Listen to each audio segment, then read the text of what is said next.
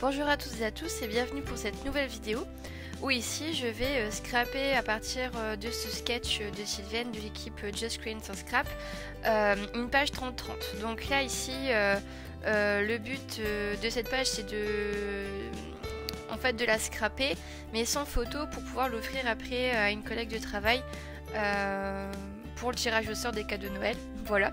Donc du coup pour la photo je n'ai pas pris de photo forcément, j'ai juste découpé un rectangle de plus de 10 par 15 cm pour qu'elle puisse mettre une photo de 10 par 15 et je l'ai fait un petit peu plus grand que 10 par 15 cm pour qu'elle ait un petit liseré blanc tout autour de sa photo.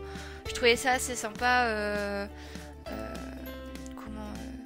que sa photo puisse être matée avec du blanc.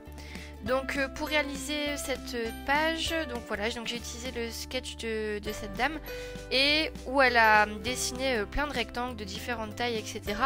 Alors on peut, pour compléter ces rectangles là, on peut utiliser des chutes de papier ou alors les aquarelliser. Alors moi j'ai décidé de les aquarelliser. Au niveau des dimensions des rectangles, j'ai fait vraiment au pif à chaque fois. Si ce n'est qu'il y a juste la largeur de mon... Enfin plutôt la longueur de mes rectangles à chaque fois faisait 8 cm. À part la dernière rangée de rectangles où là forcément c'est un petit peu plus petit. Et au niveau de la largeur j'ai essayé de faire en sorte à ce que les rectangles se chevauchent un petit peu et que ce soit un petit peu harmonieux au niveau de la... au niveau de la taille, etc. Donc j'ai décidé de les aquarelliser. Au début je pensais utiliser mes aquarelles Winsor & Newton mais les couleurs ne m'allaient pas. Donc j'ai plutôt utilisé la palette Decadent Pies des aquarelles Prima. Alors j'ai utilisé un jaune, un vert, un bleu et le gris. Le gris j'ai utilisé la couleur 26 Earl Grey plutôt de la palette. Le vert ça a été la couleur 34 Key Lime plutôt. Le bleu ça a été la couleur 35 Blackberry. Et le jaune ça a été un mélange de Banana Cream, donc la couleur 29, et un petit peu de couleur 33 Pumpkin. Donc voilà, je les ai... j'ai complété mes rectangles de couleurs à chaque fois avec ces quatre couleurs. En essayant de varier un petit peu à chaque fois les rectangles pour éviter qu'il y ait trop de bleu d'un côté ou trop de vert, etc. Donc j'ai essayé de faire ça au mieux. Honnêtement là j'ai fait aucun effet de couleur, aucun effet de dégradé, d'ombre ou quoi que ce soit.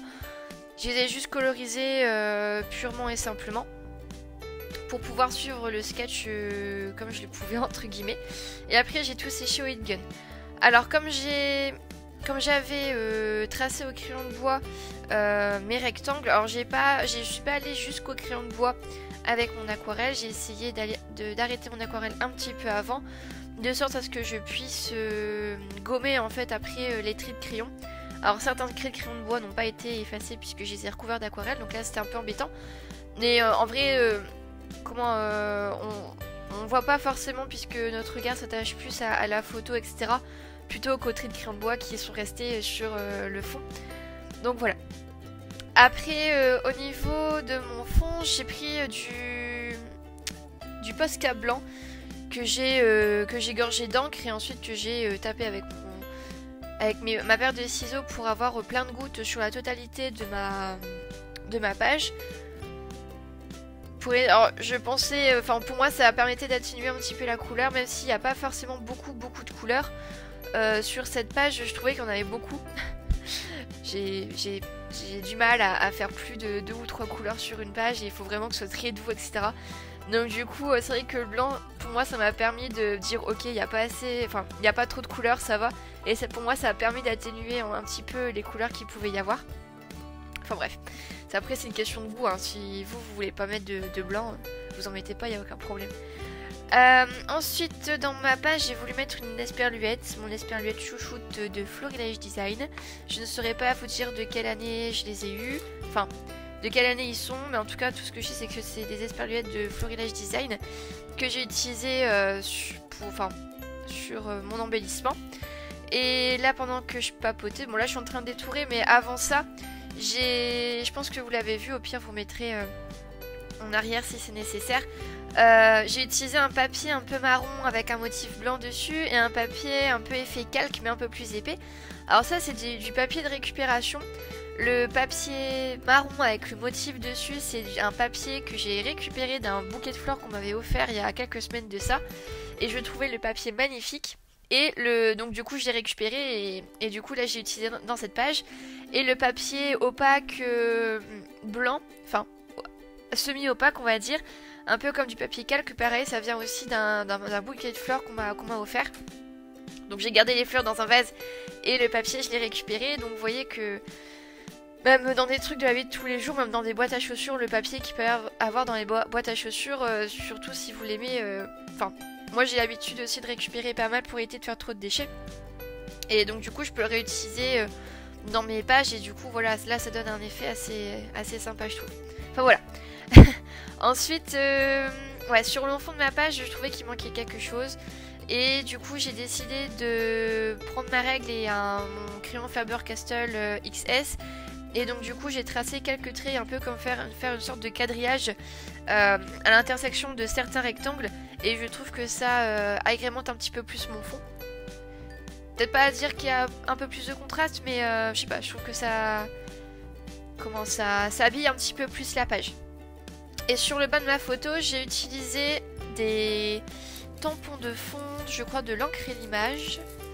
Pareil c'est une planche d'il y a une paire d'années. Alors je pense qu'elle est toujours dans les boutiques que vous avez. Je pense qu'elle s'y trouve toujours cette planche. Mais voilà, alors je voulais utiliser le fond un peu émaillé entre guillemets de ce tampon. Et pour habiller un peu le bas de ma page parce que je trouvais que c'était un petit peu trop nu, pardon. Ensuite là pour le titre j'ai utilisé les tampons de Shoe and Flower de la planche signature brun d'automne, donc c'était de l'année dernière où il y a plein de petits mots. Donc j'ai utilisé, au début je voulais utiliser collection spéciale au niveau des mots, mais sauf que le titre était beaucoup trop grand. Donc j'ai utilisé que collection et ensuite le collection je l'ai j'ai encadré comme je suis d'habitude mon petit titre avec mon crayon Faber-Castell. Le centre que vous voyez c'est un dies de la Fée du Scrap qui a un grand succès en ce moment. Il est en rupture de stock une paire de fois avant que je puisse le commander. Et là j'ai réussi enfin à l'avoir, donc j'étais hyper contente. Et Anne-Lise B elle l'utilise beaucoup dans ses créations et je trouve l'effet assez sympa au-dessus d'une photo. Donc du coup j'ai utilisé dans du papier pailleté couleur champagne. Ensuite, le petit appareil photo, ça doit être un tampon de Shoe and Flower aussi. Et sur l'esperluette qui est c'est en train d'épingler en fait le mot collection, c'est aussi un die donc de la même planche de die de la Fée du Scrap. Donc c'est la même planche qu'avec le cintre. C'est une petite épingle à linge et donc du coup j'ai voulu épingler un petit peu mon mot. Voilà. Et ouais, aussi je trouvais qu'il n'y avait pas assez de blanc dans ma page. Donc du coup j'ai voulu rajouter cette petite bandelette de papier. Donc que j'ai découpé, de toute façon ça servait à rien d'avoir l'arrière de ma photo pour au niveau de cette bandelette je l'ai coupé là où il fallait et j'ai mis un liseré toujours au crayon XS Faber-Castell pour essayer de délimiter un petit peu ce petit truc, cette petite bande de papier. Voilà la vitesse réelle de ma petite page. Ah oui aussi j'ai mis des gouttelettes Nuvo Crystal Drops de Nuvo pour faire des doses blanches comme je fais d'habitude. Voilà.